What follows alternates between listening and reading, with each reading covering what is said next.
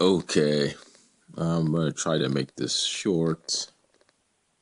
This is regarding the atheist reads Evidence That Demands a Verdict, chapters 27 and 31, from Steve Shives. And here are the notes from his analysis.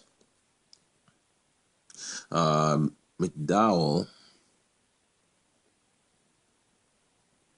and this doesn't just go for McDowell. This goes for any.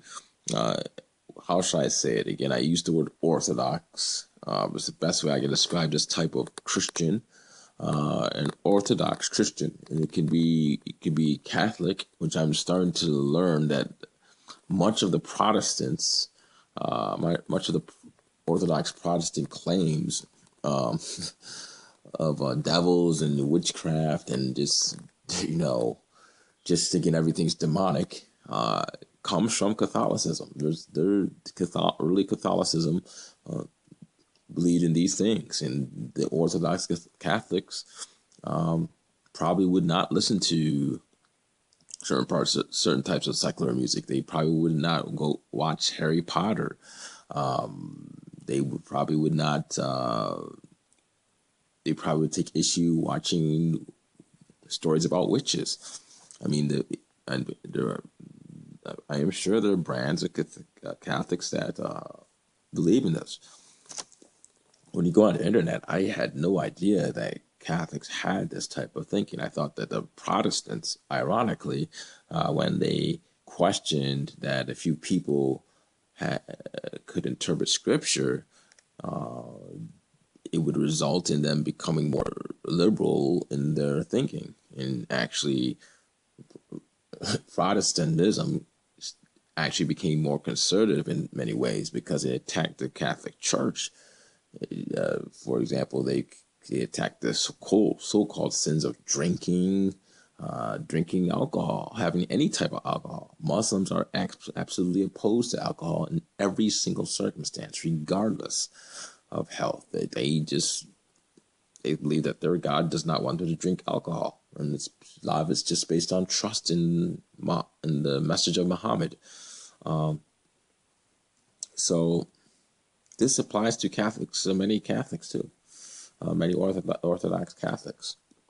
But in our country, the Protestant is usually the evangelical Protestant that is usually trying to make the attempt to provide the argument that the Christian worldview is the most complete worldview of explaining ultimate reality. Now, McDowell is trying to say that Jesus Christ is a historical figure, and I want to just focus on one objection that Steve Shives mentioned. I just want to read it. He says, McDowell and Bruce claim that Luke is accurate in areas where he can be tested. Well, I contend that the miracles of Jesus comprise such an area. Do we have any archaeological evidence we can refer to? No. Do we have any extra biblical records of the miracles we can refer to? No. But we do have our everyday, common, quantifiable, describable experiences. We have a scientific understanding of how the world works and what does and does not happen, of what can and what, from all appearances, cannot happen.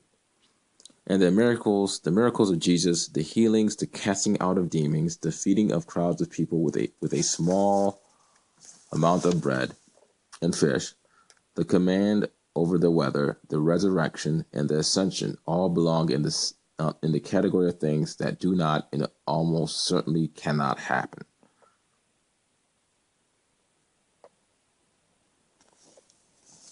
Okay. So, playing devil's advocate, we always have to think about how the apologists, it could be either Catholic Orthodox apologists or a Protestant apologist, how would they respond to this? And my guess is that they would say that, no, your assertion is a misperception. Steve should say that we cannot understand why these things happen. That doesn't mean that they cannot happen.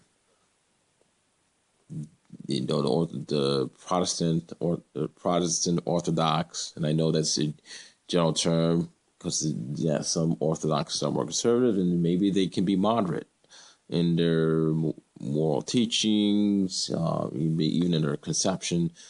They can be maybe inclusive or what have you. But usually, the Orthodox Protestant Catholics say that they have an exclusive truth on the essentials of Christianity and the perception of God, which are essential to salvation. And believing that these miracles did happen is critical to salvation to these Orthodox Catholics. That you must trust that Jesus Christ did all these things, because you must trust that there's things in your reality that seem to work absolutely all the time, but they only work because of God.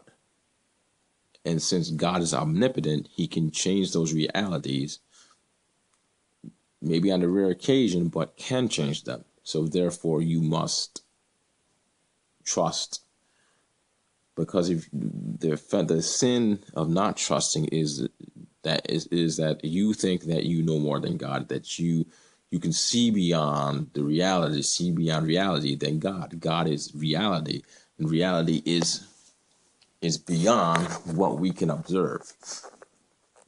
Okay, this is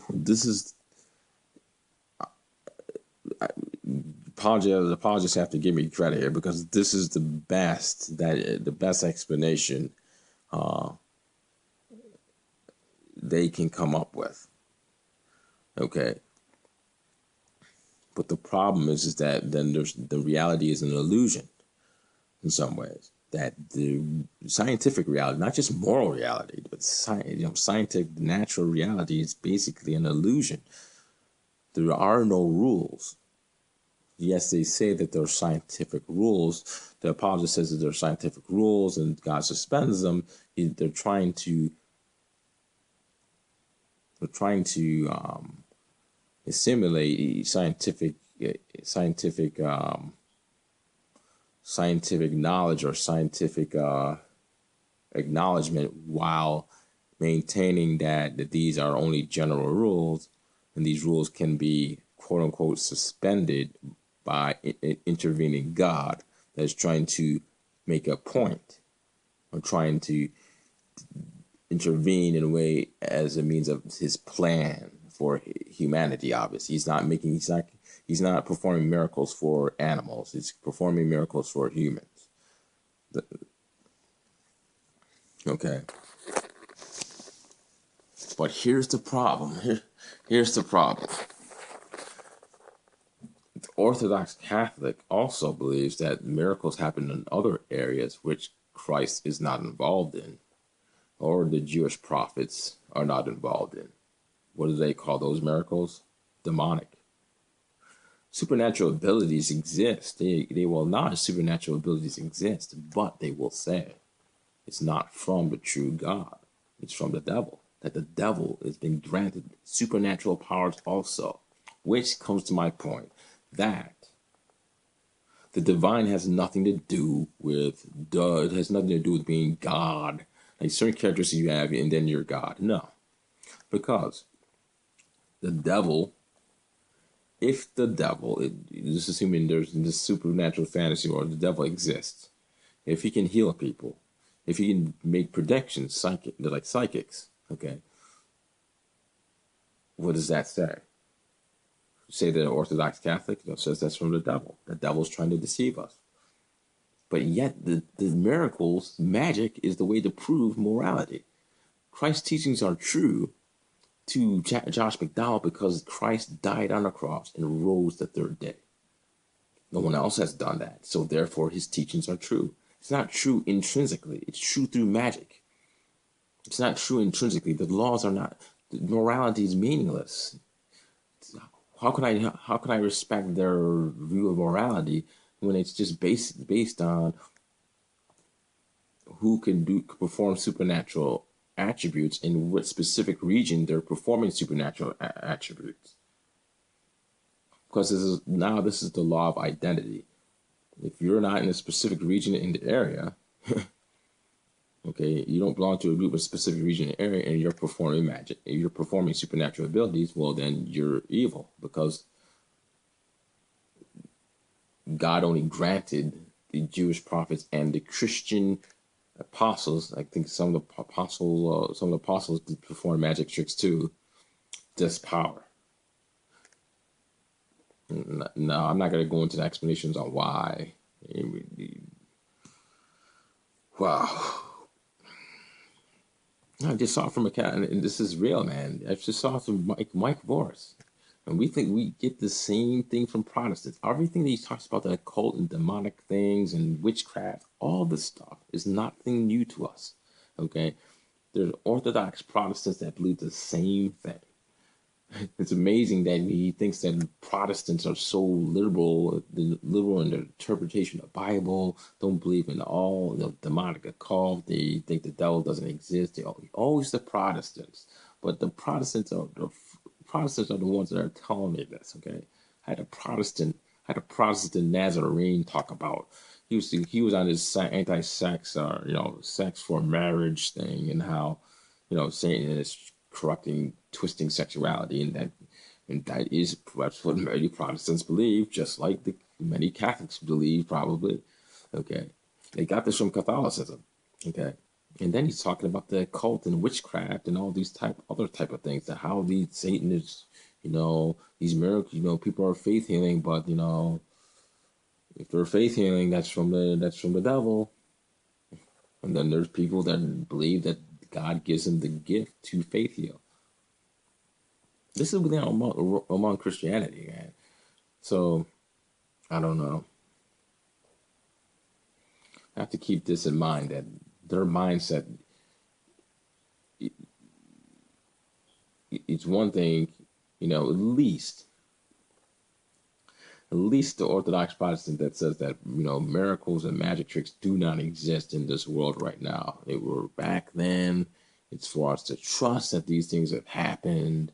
After the New Testament, there's no more faith healing, no more sorcery, witchcraft. Doesn't exist. Some Protestants say that doesn't exist anymore. They were witches back then, but not now. Okay, magic is gone. Now it's time to trust that this stuff happened, and that your world that you see right now wasn't the same world back then. That's trust in God again. So, just mainly all these diverse viewpoints of Christianity, these are not just like, oh, well, okay, you can see it from that way. It's not like the gospel, like how, how like these apologists look at the gospel and say, oh, these are just not really major differences. Just one person viewed action this way, and one person viewed it that way. Well, it's just subjective, but it still was an accident.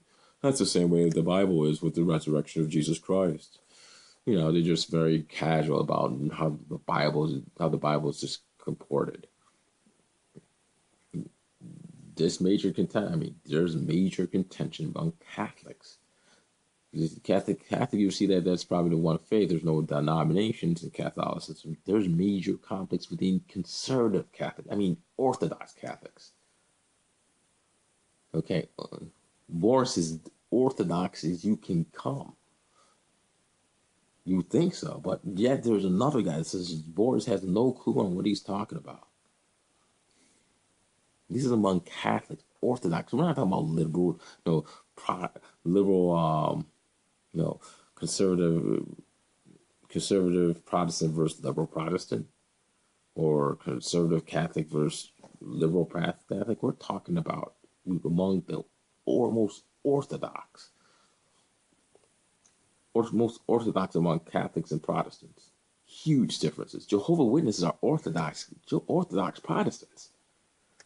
This notion that they're just liberal because they don't believe in the Trinity, they're just, that's just a typical Orthodox Protestant just having this fetish of what is essential for salvation. And I'm sure you can look at this book and tell me find this verse, and I can find verses that don't say it. But you know, the Mormons are Orthodox, whether the Protestants like it or not. The Mormons are Orthodox. They'll look at polygamy, and I'm sure because they don't have a brain to think. They just think, well, polygamy that means it's just sexuality. They're more orthodox. They're more orthodox in terms of sexuality than even the Orthodox monogamous Protestants. Okay, just because there's polygamy doesn't mean they have a view of sexuality that I share. No, they don't share a hedonist view of sexuality. Trust me. Okay, the Mormons are Orthodox. Jehovah's Witnesses are Orthodox. The Seventh-day Adventists are Orthodox. Okay. Seventh-day Adventists worships have Saturday. Oh yeah, I'm sure some Orthodox guy like Flores thinks that, well, that's a big deal about that. That's ridiculous. But I believe in witchcraft and a whole bunch of weird things. But wow, that's so weird for the Seventh-day Adventists to look at that way. It says in the Ten Commandments, obviously. You got to make it that clear. I don't know, man. Wow. All right, I gotta go. See you later.